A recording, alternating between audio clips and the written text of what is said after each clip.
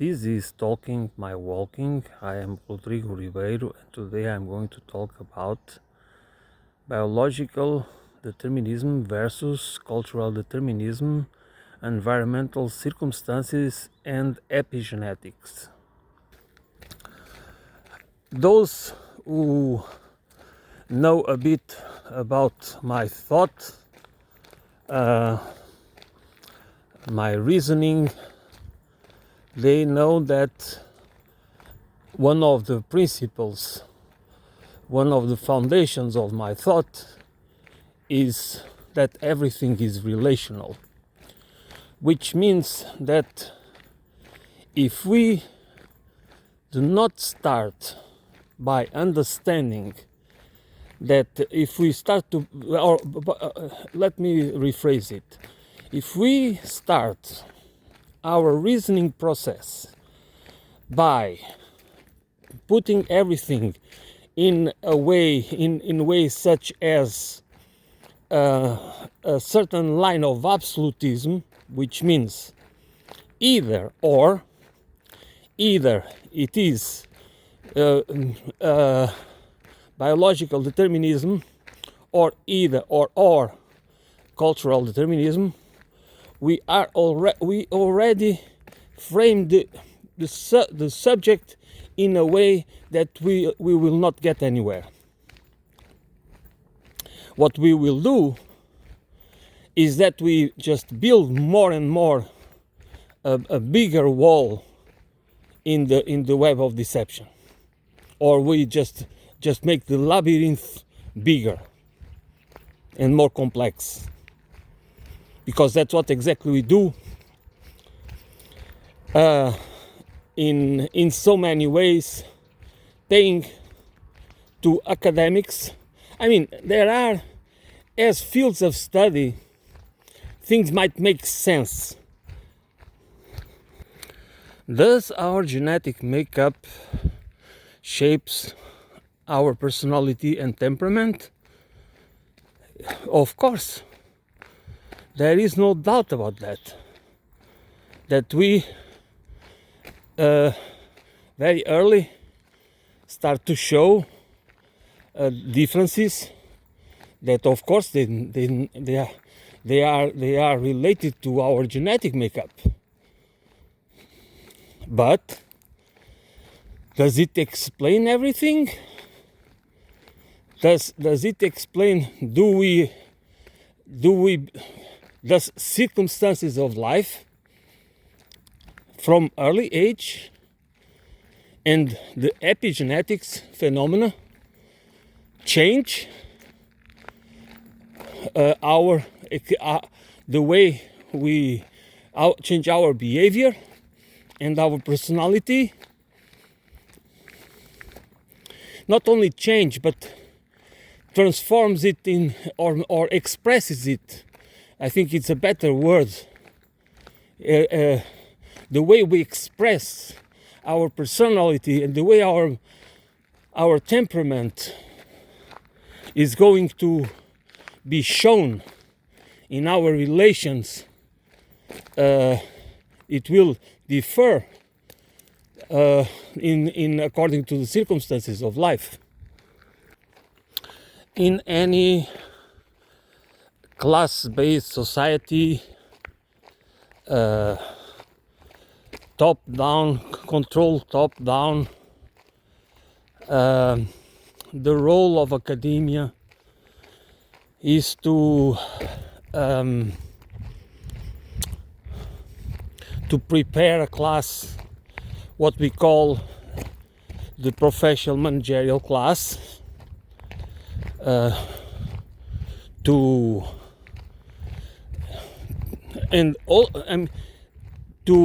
be part of the system of control of society. And that system of control is based in a web of deceit. Somebody has to produce the weapons of mass deception, but also the more nuanced deceit that has to be mixed in the cultural melting pot. And the role this is not for free. I mean, academia and research, especially in social sciences and humanities, it's not about, for the most part, is not about finding the truth or producing tools, to intellectual tools, techno-scientific tools, for the purpose of making us more free. It is, in many cases, to obfuscate, to make us more dependent on experts and official analysts and authorities, and that in many cases they just bring more confusion to the table, because that's the purpose of division. That's the purpose of cultural division, of ideological division. And this kind of bias is present everywhere, and the academia is a place where it all starts. So academia is not a place of freedom of thought that some it's more like a place where you already frame people, where people go to become experts, to have the opportunity to have good, well-paid careers. That is not even anymore true in many cases, but nevertheless, that is the idea. Not really to produce truth lovers, truth seekers, or freedom seekers. That is more of in the borderline, as in the fringes. Of course, it is a paradox. It's not a paradox. It's just a reality that many these centers, well formed, they went through academia. They have been built their belief system and values in academia, because it's where the knowledge is, it's where you have time, it's where you dedicate your life to the study of whatever stuff. And therefore, if you have the moral tendency that that justice, truth, and trust is important to you, for whatever reason, biological or cultural, or probably both, you will use the knowledge that you acquire in that specific environment, and then that will open your mind to the understanding of our reality, of the reality of our societies, civilizations, and empires, and all that we start to see through the web of deception, or the web of deceit, that is the basis for social control and wealth accumulation and power and concentration of power. And that's what it is about. And that's why many fields, many theories, that we should take them, we should be skeptic. And many of us are. But sometimes we do not see it in a system, we do not understand them in a systemic way, that they are part of that system of deceit, whether intentional or unintentional. the system where people, it's more important to build a theory, even it's a bullshit theory that is going to survive for eventually decades until it's completely debunked, and it's going to influence a lot of people, the thought, the intellectual life, the understanding of life, the understanding of our system, the understanding of our relations for decades. Sometimes they can even last centuries or millennia. So ideas have consequences. That's one of the principles, one of the rules that we need to take into account in order to organize our thought and our critical analysis about anything, about anyone. It doesn't matter, even those that deserve your respect, the ones that you really respect and even admire, they are not saints. All of us have biases. And then everything we produce has limits and flaws. And it is relational for the good or for the bad. We don't build our lines of reasoning out of nowhere. That's why the principle of relational understanding things as part of something else that comes from and goes to is these links, this interdependency. It is always there, and we need to understand it. We cannot just take things as separated as we do, because we are trained for that, and then we just misunderstand life and relations and what life is about, and even what is the human condition. And it is always this mentality of something versus something else, instead of understanding it in a relational way. How things can be changed, how in the case of a human being, how circumstances of life can change us, not because it can change us temporarily, or can change us for the rest of our lives, for the good or for the worse.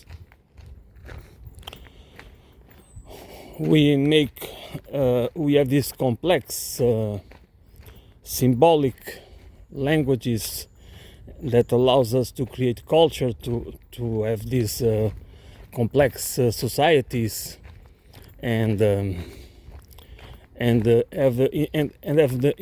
use symbols to interpret, to have an interpretation of reality through the building through the use of metaphors, and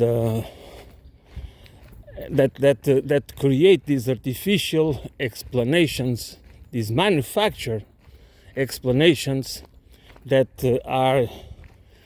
can be based in facts, but nevertheless, that's why it is important to understand that science is not different, especially those social science and humanities that are not different in that sense, that facts can be used to build fiction, to build fictional narratives, and those narratives have the power to produce patterns and perceptions that affect the way we perceive the world. We perceive the world and ourselves and the relations and everything else. And this is important. This is, that is the idea that It is biology.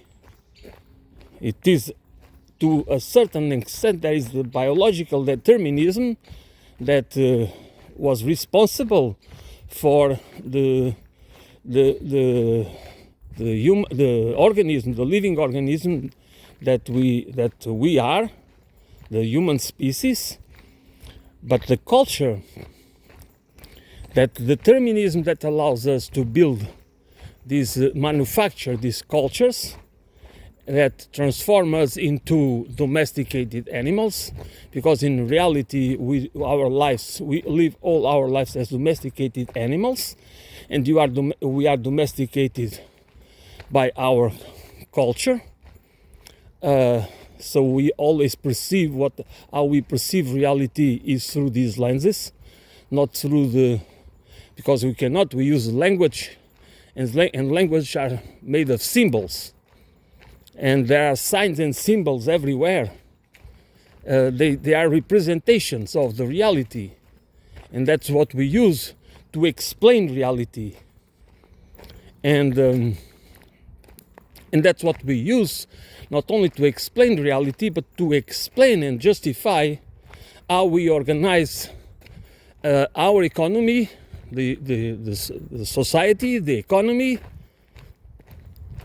and how we produce the policies, write the policies or design the policies, and structure society, and build the institutions, and the social stratification, and everything else, and based on beliefs and norms and principles that are not natural.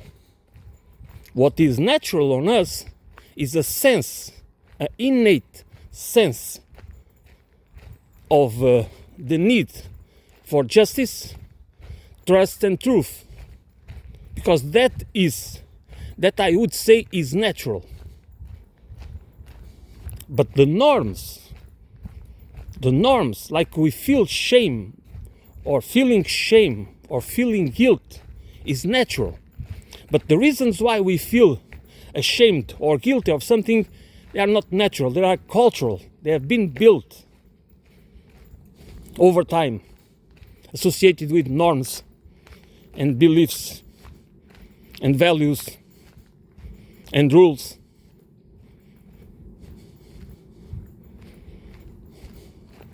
And this is the distinctions we need to be aware. This is part of what we there is the concept of analyzed lives, which is very important. And an analyzed life is exactly that we understand. We need to train ourselves to understand how these mechanisms work on us and change our behavior, and they have a lot of they change how we perceive the world. They impose habits on us, habits of consumption, habits of how we relate to each other. So, and they change the way we behave. They change the patterns. They change who we are, not genetically, but epigenetically.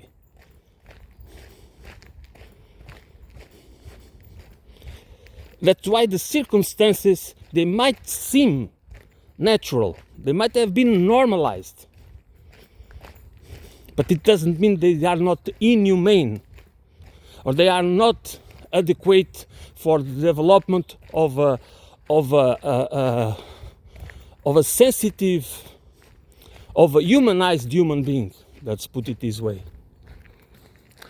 In our mechanistic scientific world, research requires to have measurements, and And then scientists and researchers come up with models, mathematical models or other models, and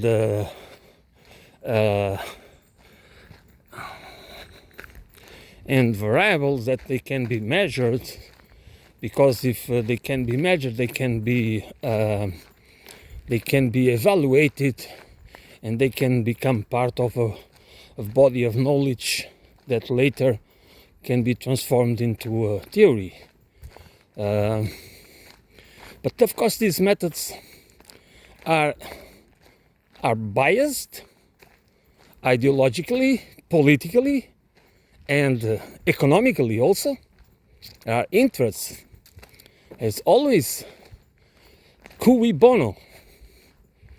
That's another principle that we need to have always in mind. Cui bono. And sometimes, or most of the time, just because these researchers and scientists and scholars are associated with prestigious universities and colleges, we just take them seriously. I mean, we trust them. We see them as authorities, and we do that automatically. And this is the problem.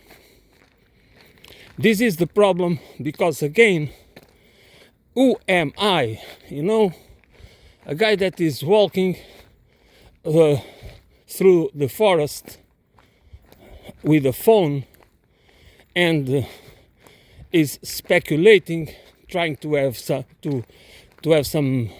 thoughts, relational thoughts, as deep as possible and as holistic as possible, and try to really have a trip through the human condition. This is a walk that I try to have through the human condition, in order to give some light to how I see myself also, because this is also about the study of myself, of my own life, and how the circumstances and how so many things in life can affect you. And if you believe that if you have this, if you really believe that the only thing that is true is individual interest, the pursuit of self-interest, and self-responsibility, because everything you do, it's always, it has been your choice, you are full responsible for it, and blah blah blah. You don't understand the human condition. This is one of the reasons I could never be.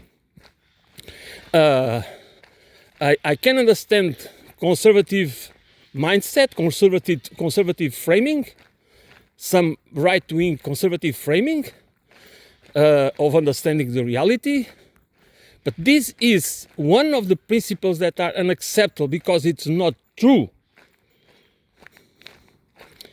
This is not because, again, everything is relational, and of course we have some free choice and free decision power, but that's relational. That's not independent.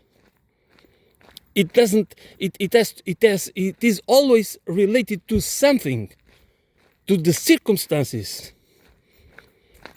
to people, to social relations, professional relations, family relations, circumstances. Because, first and foremost, we are deeply social beings. If there is something deterministic, biologically deterministic, it is our social nature. and therefore there is no individual there is no individual action without society. That doesn't happen in the void. Our actions, the good and the bad. And this is a basic principle, another basic principle through which we need not to excuse, but to understand. Because in the right-wing mentality, the conservative mentality, if we try to explain why people act like this or like that, especially in the wrong ways, we are trying to excuse the wrongdoing. No, it's not to excuse. It's the same principle that we can apply to the war in Ukraine. We don't take, if people try to explain why Russia decided, Putin, whoever it is, decided to invade Ukraine, if you try to explain it with historical facts and context, you are immediately, there are always people telling you that you are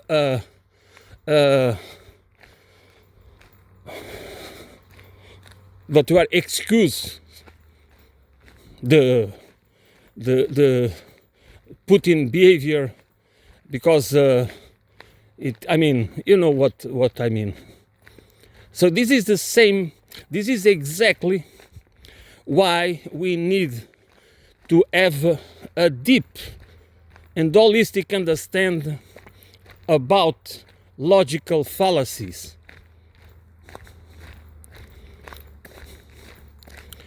I always emphasize this point because it is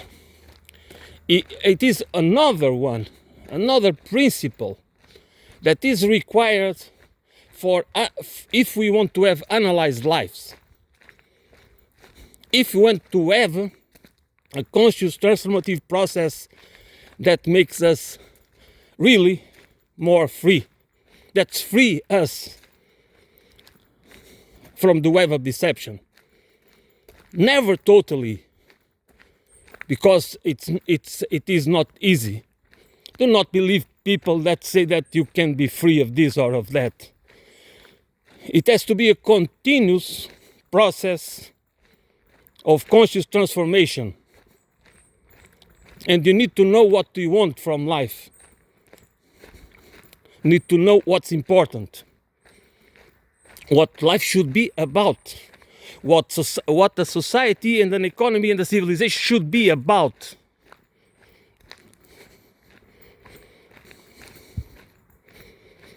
And I think for many of us, or most of us, I don't know, of course, I think we all love freedom, but how can we be free if we live in a world that is always reinforcing the web of deceit? Because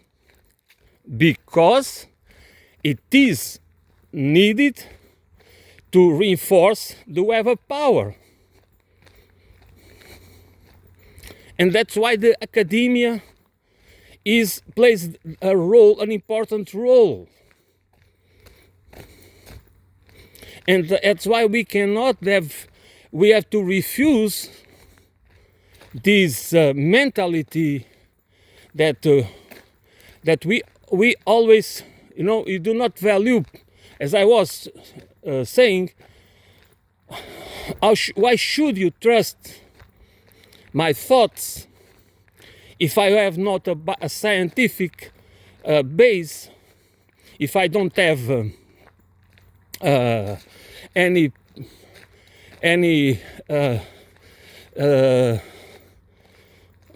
conventional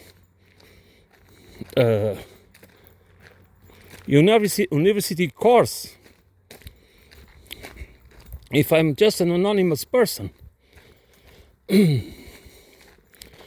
that I do not have a background, but I'm a human being, and I can't think.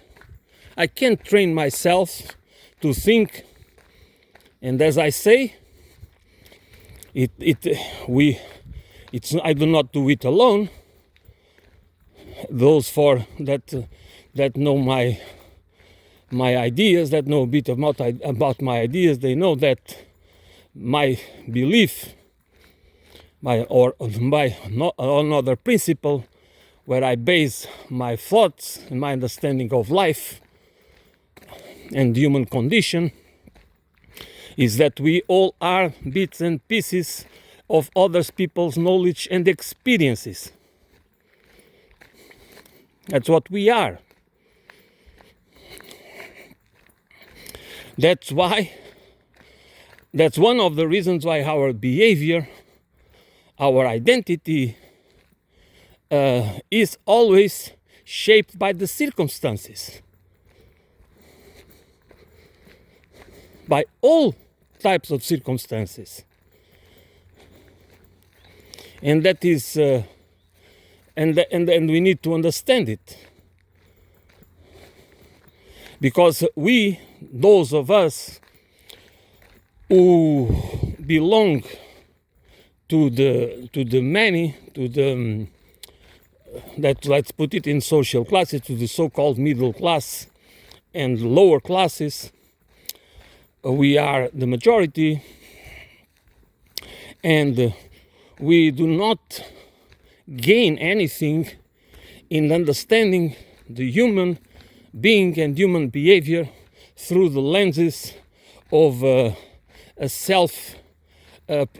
pursuit of self-interest and the idea of freedom of choice and freedom of decision, as if it happens in the absence of society, of human relations, or any other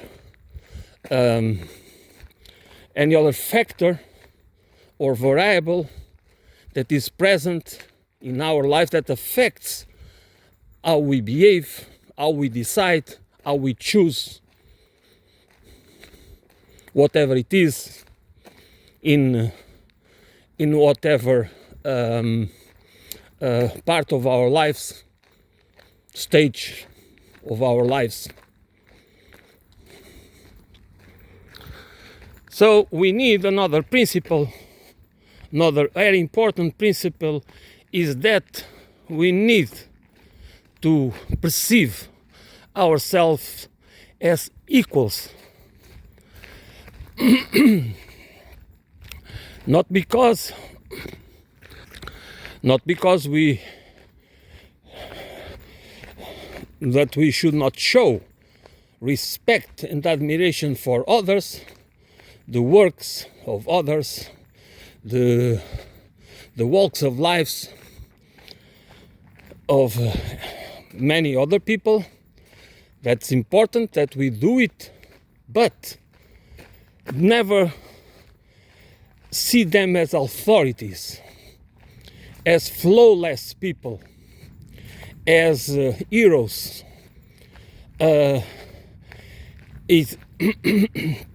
as saviors, because we need to change that perspective. We need to understand wholeness, the idea of wholeness. We are part of that wholeness, and we need to participate. A culture of followerism is a culture of voluntary servitude. It serves the purpose of it serves the interests of the people on the top of the hierarchy.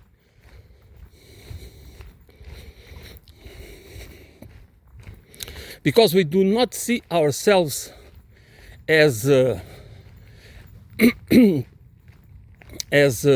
agents of change, participatory change. We see ourselves as normal, regular citizens waiting, expecting those that we call the elites, the authorities, to save us, to implement the changes that we expect to see, that we expect the outcome of them will be in the form of some form of well-being, social well-being, and economic well-being.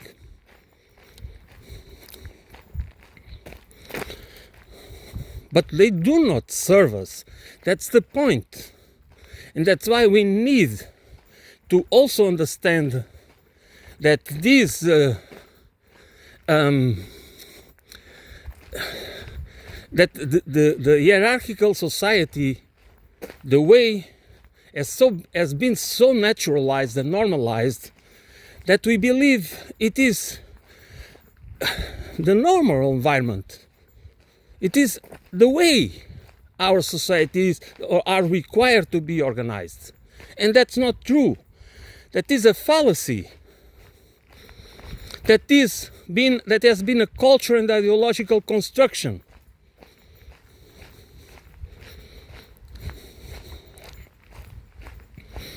And of course, it is so established that we do not see our way, we do not see how to confront it, how to challenge it, without being, without falling into the ideological trap of being communists or radical extreme leftists and this and that. And there is nothing wrong with thinking, with reading reality or understanding reality. There is nothing wrong. Actually, it is important to understand, to use the Marxist lenses of class analysis as part of the process of conscious part of the conscious transformative process for holistic understanding of life and human reality. But in my opinion, it's not enough. I said it before and I repeat it again, because I think there are some limits, some limitations in this approach, because if Marx was alive now, I believe that you would have a different perspective. Most of his ideas and principles would be the same, but there would be not the same. There would be a different perspective, because it's impossible that a single man understands everything, and that's one of the principles I really believe, that it is about ideas, not about people. That's why we need to understand, because ideas have consequences, and we need to understand we should not follow. I mean, again, we have to show respect and admiration, but our culture is focused on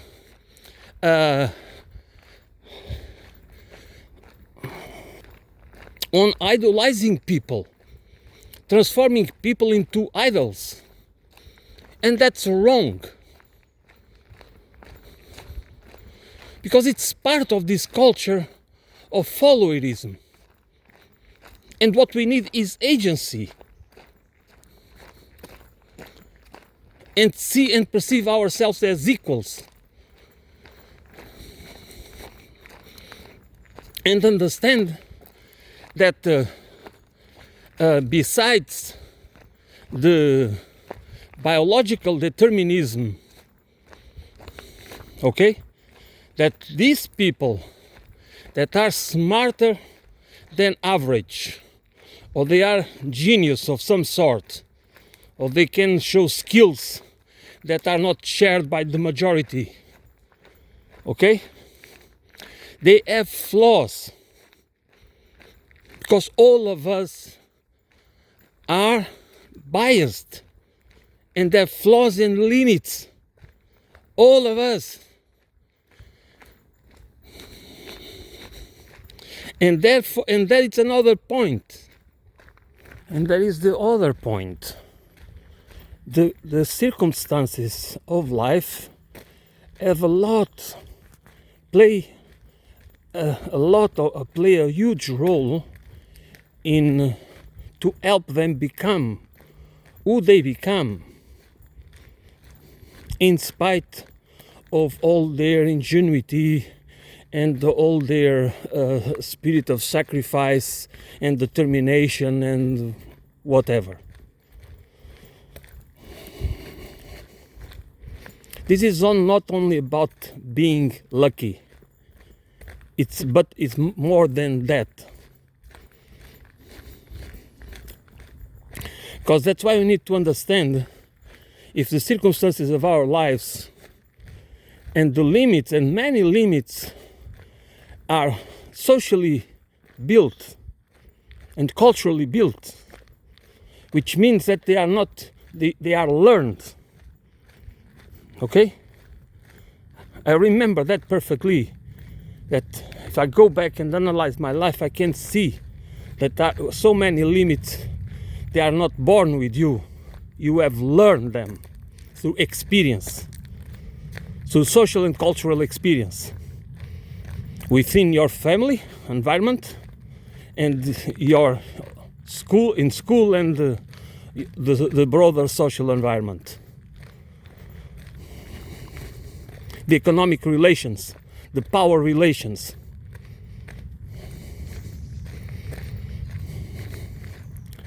And you learn that. And we might go through all our lives without understanding it. That's why we need to train ourselves to become, to empower us with the critical analysis for a life, for an analyzed life. Because it doesn't matter how smart we are, and we always believe that we understand stuff, but we don't. If we don't do it consciously, most of the time we all are very sided and dogmatic and manipulated.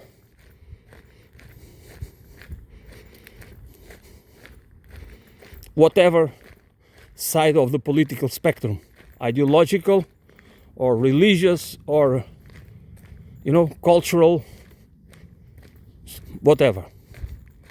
That's why the people, for those we see as authorities, because they seem very smart, and they are in many cases very smart, but they are biased. They might have interests. And by interests I mean they might have hidden agendas or not so hidden. They have ambitions, professional ambitions, personal ambitions, and it is the way it is, because this is the system we have, and people are shaped by it. And that's exactly why we need to understand how circumstances are important, how we need to understand the circumstances. What I mean by circumstances is all the social circumstances, economic circumstances, ideological, because they are multi-layered. We have to understand them as a system that affects us, affects our behavior, our personality, and temperament, temporarily or for our entire lives, and it is that is responsible to create the environment which is composed by several systems: the economic system or the political economic system, the value system, the legal system. Now these all several layers of several systems, cultural, ideological, and they are systems and subsystems that form the environment, the society, which is the environment, and where we all live. So there are the individual circumstances plus the environmental, the societal environmental that affects how we perceive the world, how we perceive ourselves, and there exists plurality and diversity, and people believe that just because that diversity and plurality exists, we have freedom of choice, and we can exercise freedom of decision, but it's not true. It is true to the extent that it is relational. It's not independent. We do not make our free decisions or free choices independent from this environment where our lives, where we built our identity, where we get everything that is responsible for the way we perceive ourselves and we perceive others, and we build our relations with other human beings, but also with other living beings and nature and the cosmos and everything else. So it's not that our freedom are independent. Whatever kind of freedom we think we have, it is always relational, and that's how we need to understand it. Otherwise, we get the wrong perception of ourselves, of the human condition, and of life itself. Because our lives happen in a web of deceit. A built deceit. It is not natural. It is manufactured to protect the power, for power and control.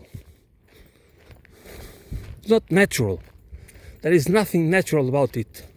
That is nothing that this is not about biological determinism.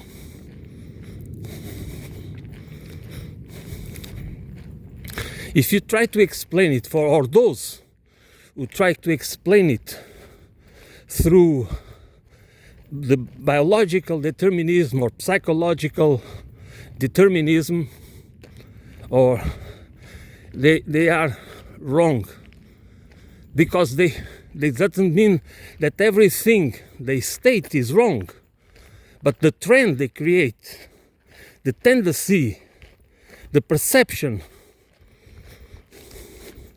they create and they spread is wrong.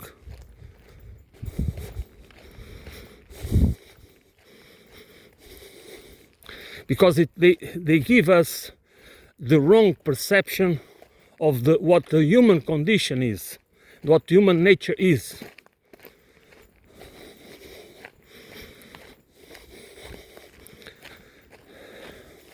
Because we can create a very different cultural, societal, economic and political systems. And the ones we have, which don't diverge that much, are dysfunctional forms of organizing human life. And we don't perceive it at that. That's why we need, in order to assure that they are perceived as natural, in order to normalize them, we need to blame the human condition.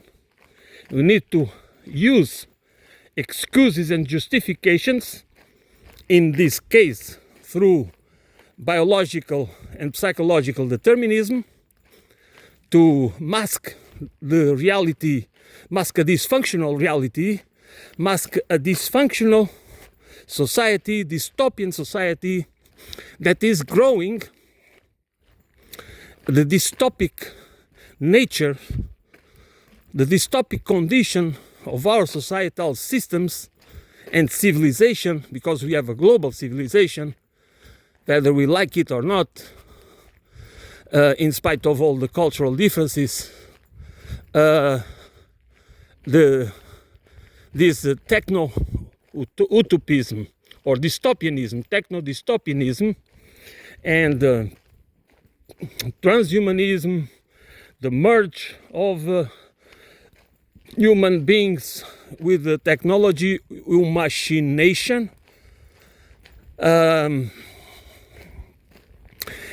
the blind faith in technoscientism, which is the religion, which is the dogma that are supposed to be based on facts, not on dogmas. It is the point. We have a religion, a very dogmatic religion, a very deceptive religion. It is based on a web of deceit as any other religion. But these guys, that's the truth. But they're supposed to be based on facts, which is again not totally a lie, but it's a half a lie. And as any good lie, it says always a percentage of truth or facts.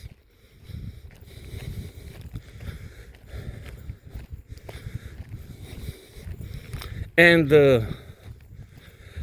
we either confront this reality that is not proving our human condition. It's changing. It has been changing it since long ago for power and control, manufacturers. That's why we need manufacturer scarcity. And the web of deceit as to justify. And the web of deceit is also it has a legal part, and that has to glorify the system. to make it legal and to glorify it, to create these fictional metaphoric narratives that makes us believe in the magnificence, to honor the past, a past based on plunder, murder, conquering, slaughter, humiliation, genocide, ecocide. And we are supposed to glorify and idolize the ones that historic figures, that historic personas that have been giving, that are responsible for the glory of our countries, of our cultures, of our societies. Because they have been responsible for the aesthetic and ingenuity. They are responsible for civilization, as if the building of megalomaniac structures, which many of them do not have any purpose but to project power and control, social control, should be the synonymous of civilization and human well-being and human holistic and the way humans should live on this earth. I do not want. At one point in my life, I was listening to Derek Jensen, an American philosopher and environmentalist. I would describe him as a anarcho-primitivist, probably. I don't know if he agrees with that, but so he describes civilization as the growth of cities, and therefore there are the need to more and more resources, and then there is the need to conquer and all the rest. Okay, so civilization is it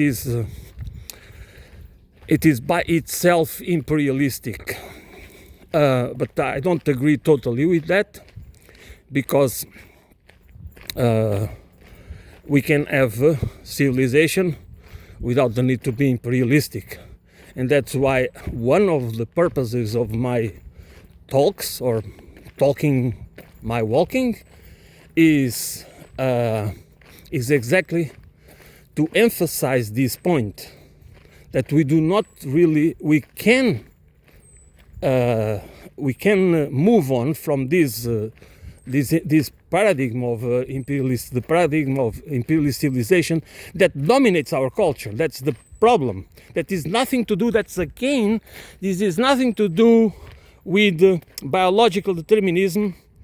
This has to do with the societal and cultural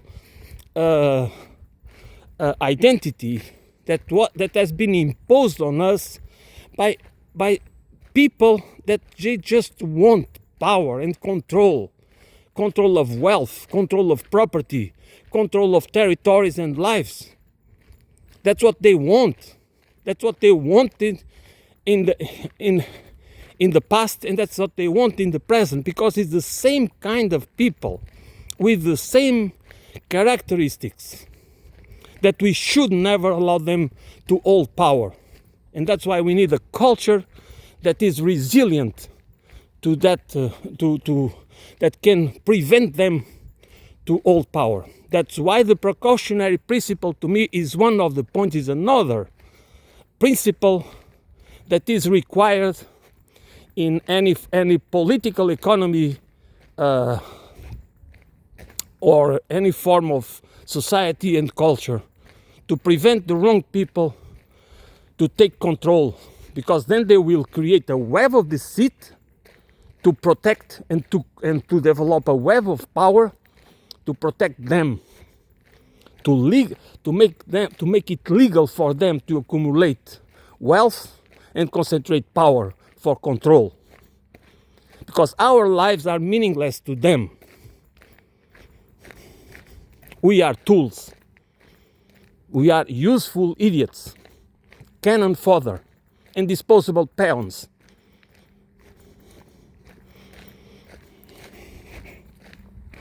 And unless we understand that academia, those people that we take as experts and authorities and analysts and researchers and this and that, many of them, not all of them for sure, but many of them, many of the people part of academia and the professional managerial class, their role is to be part of the process to build the web of deceit to control us, not to free us, not to make us, not to be part of that transfer, to help us in the conscious transformative process, to make us more free, more conscious of ourselves, more conscious of what is a real human being, what is the sense of being a human being,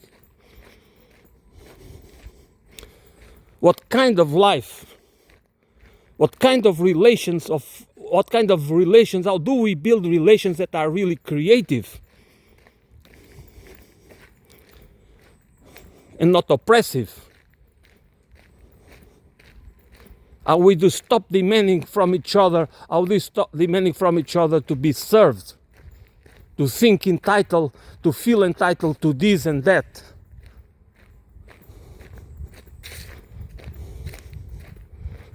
How do we understand an economy as a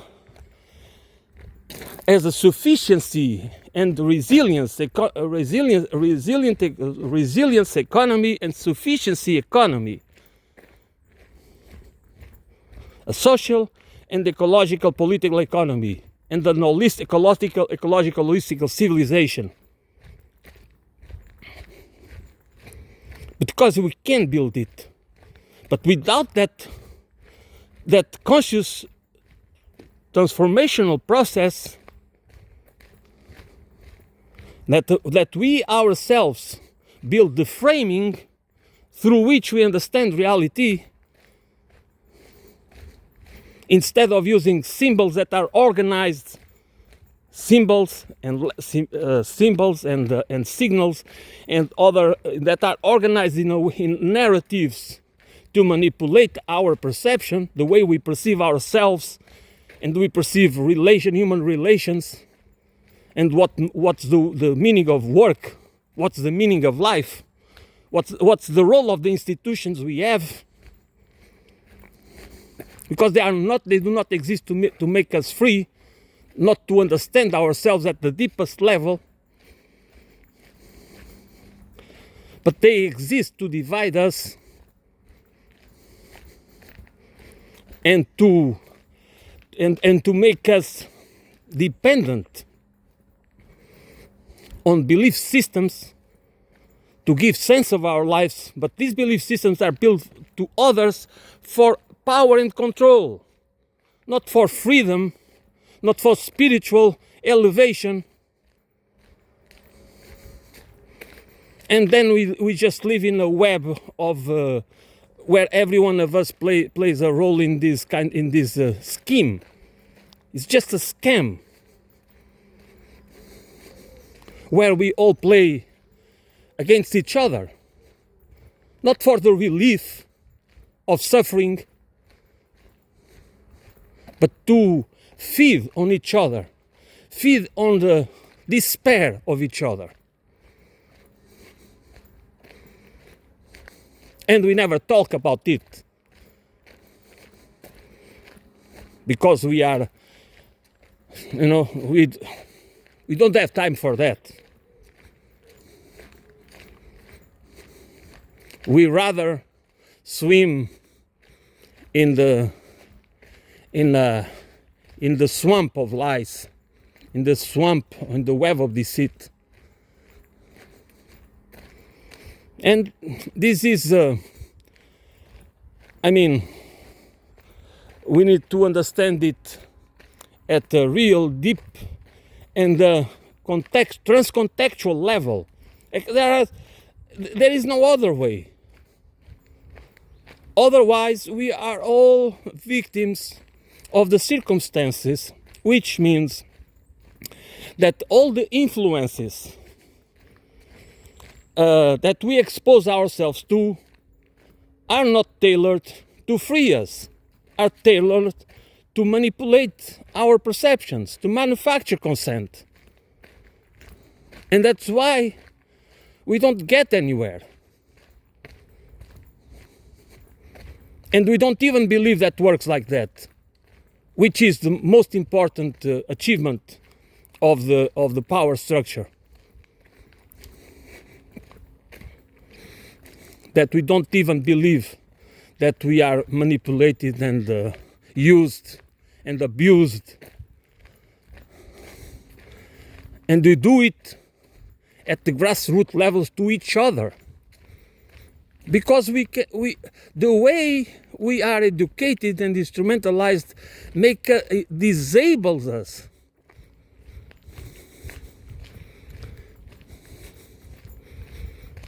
Because there are so many mechanisms, including that.